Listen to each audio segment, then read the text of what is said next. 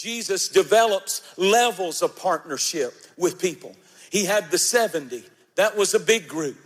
Then he had the 12. That was a smaller group that drew closer. And then there were the 3, Peter, James, and John, that went only certain places and certain prayer meetings with him. And then there was John, who was at the cross. John, who could hear the heartbeat of the Master at the table of the Lord's Last Supper when he leaned on Jesus' chest.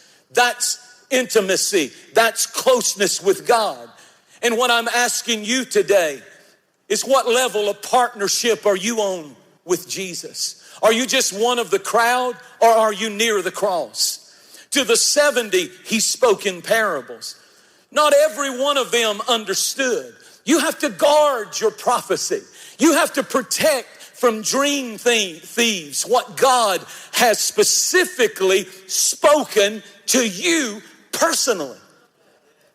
There comes a moment where I can't rely on my mama's faith. I can't rely on my wife's faith or my children or somebody else. I have to go only on what God has promised me, and I have to stand and fight my own warfare over that promise. You're not one of a number to God. You're not one of a number, you're one of a kind. And to the 70 he spoke, but to the 1 he spoke. What level of partnership?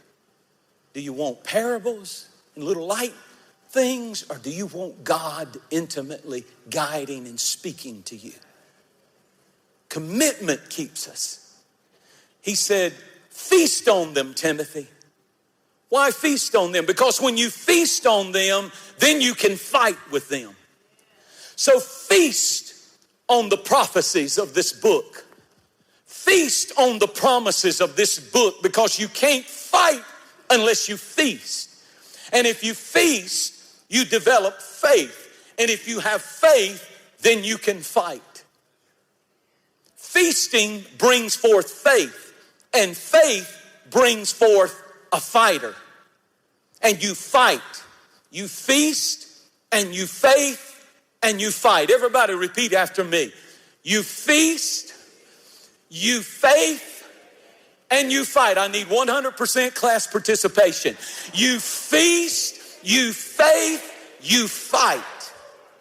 Some saints have lost their fight. And you just letting all hell hit you, and you just moaning and groaning, but you got to feast on the prophecies of the good report. And when you do, you get faith back, and then you start fighting back. And when you fight, it's a good warfare because you win.